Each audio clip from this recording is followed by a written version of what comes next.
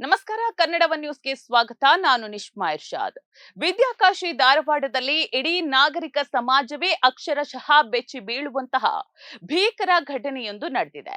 ಧಾರವಾಡದ ಕರ್ನಾಟಕ ವಿಶ್ವವಿದ್ಯಾಲಯ ರಸ್ತೆಯ ಬಾರಕೊಟ್ರಿ ಬಡಾವಣೆಯಲ್ಲಿರುವಂತಹ ರಂಕಾ ಕೆಸ್ಟೆಲೋ ಅಪಾರ್ಟ್ಮೆಂಟ್ನಲ್ಲಿ ಚಿರಾಯು ಆಸ್ಪತ್ರೆಯ ಖ್ಯಾತ ವೈದ್ಯರಾದಂತಹ ಡಾಕ್ಟರ್ ಕಿರಣ್ ಹೊನ್ನಣ್ಣನವರ್ ಅವರನ್ನ ಚಾಕುವಿನಿಂದ ಇರಿದು ಬರ್ಬರವಾಗಿ ಕೊಲೆ ಮಾಡಲಾಗಿದೆ.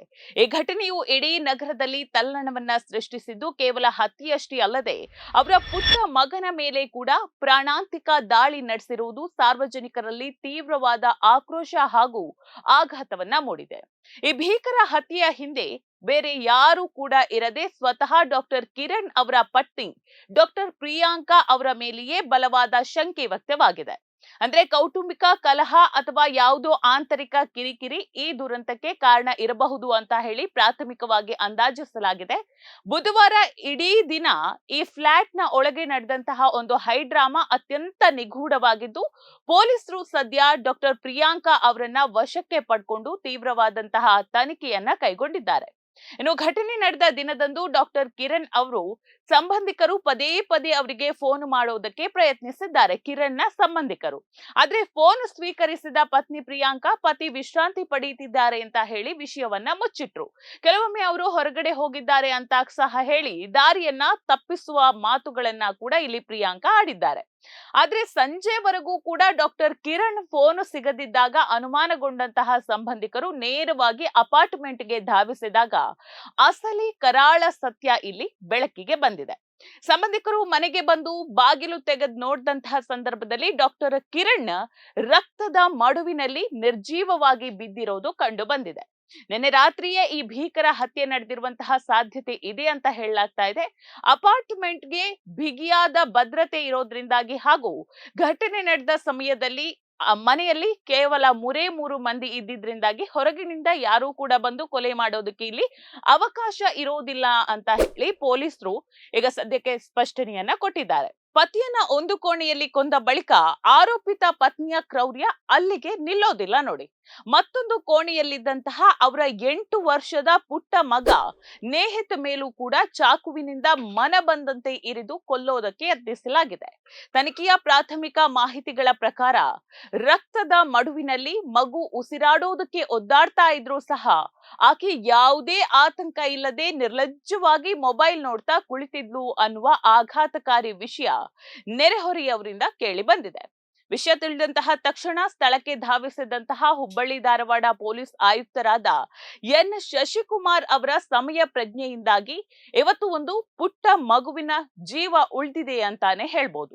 ಅಂದ್ರೆ ಅಪಾರ್ಟ್ಮೆಂಟ್ ನಲ್ಲಿದ್ದವರು ಆಘಾತದಲ್ಲಿದ್ದಾಗ ಸ್ಥಳ ಪರಿಶೀಲನೆ ನಡೆಸ್ತಾ ಇದ್ದಂತಹ ಕಮಿಷನರ್ ಮಗು ಇನ್ನೂ ಕೂಡ ಉಸಿರಾಡ್ತಾ ಇರೋದನ್ನ ಗಮನಿಸ್ತಾರೆ.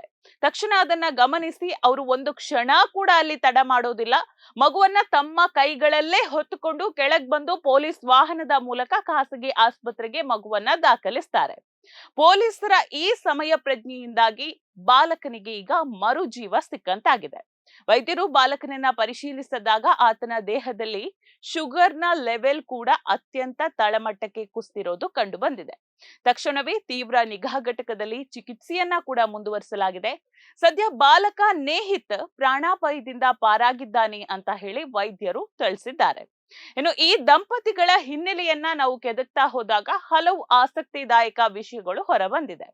ಮೂಲತಃ ಬೆಳಗಾವಿ ಜಿಲ್ಲೆಯ ಸಂಕೇಶ್ವರ ತಾಲೂಕಿನ ಹೆಬ್ಬಾಳ ಗ್ರಾಮದವರಾದಂತಹ ಡಾಕ್ಟರ್ ಕಿರಣ್ ಅರವಳಿಕೆಯ ತಜ್ಞರಾಗಿದ್ರು.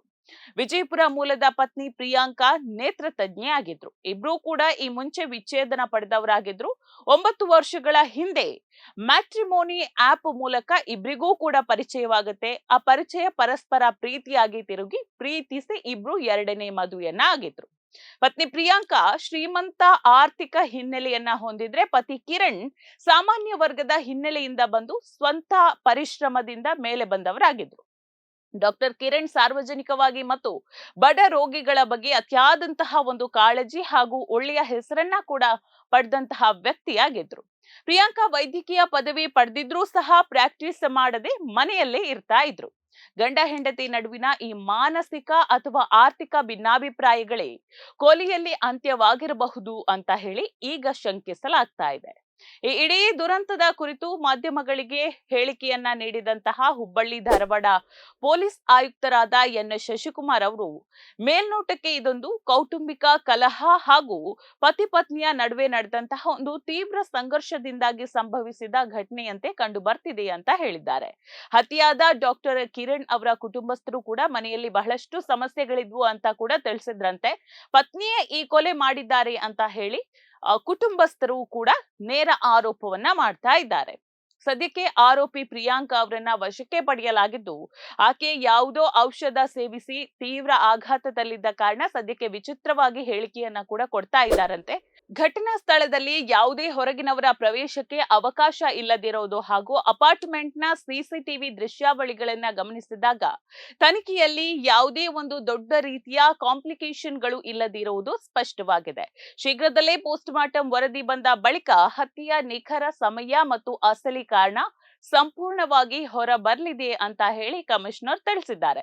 ಸದ್ಯ ಪೊಲೀಸರ ವಶದಲ್ಲಿರುವಂತಹ ಪತ್ನಿ ಪ್ರಿಯಾಂಕಾ ತಾನು ಸಹ ಯಾವುದೋ ಔಷಧಿ ಸೇವಿಸಿ ಆತ್ಮಹತ್ಯೆಗೆ ಯತ್ನಿಸಿದ ಅನುಮಾನ ಇದ್ದು ಹುಬ್ಬಳ್ಳಿಯ ಕೆಎಂಸಿಆರ್ಐ ಆಸ್ಪತ್ರೆಯಲ್ಲಿ ಚಿಕಿತ್ಸೆಯನ್ನ ಕೂಡ ಪಡಿತಾ ಇದ್ದಾರೆ. ಆಕೆ ತೀವ್ರ ಆಘಾತದಲ್ಲಿದ್ದು ವಿಚಾರಣೆ ವೇಳೆ ಈಗಾಗಲೇ ವಿಚಿತ್ರವಾದಂತಹ ಹೇಳಿಕೆಯನ್ನ ನೀಡ್ತಿದ್ದಾರೆ ಅಂತ ಹೇಳಿ ಕೂಡ ಆಯುಕ್ತರು ತಿಳಿಸಿದ್ದಾರೆ. ಉಪನಗರ ಠಾಣೆಯಲ್ಲಿ ಪ್ರಕರಣ ದಾಖಲಾಗಿದ್ದು ಅಪಾರ್ಟ್ಮೆಂಟ್ನ ಸಿಸಿಟಿವಿ ದೃಶ್ಯಾವಳಿಗಳ ಪರಿಶೀಲನೆ ಹಾಗೂ ಪೋಸ್ಟ್ ಮಾರ್ಟಂ ವರದಿ ಬಂದ ನಂತರ ಅಷ್ಟೇ ಈ ಭೀಕರ ಹತ್ಯೆಯ ಅಸಲಿ ಕಾರಣ ಏನು ಎಂಬುದು ಸಂಪೂರ್ಣವಾಗಿ ತಿಳಿಬೇಕಿದೆ. ನೋಡ್ತಾ ಇರಿ ಸಮ ಸಮಾಜಕ್ಕಾಗಿ ಕನ್ನಡವ ನ್ಯೂಸ್. ನಮಸ್ಕಾರ.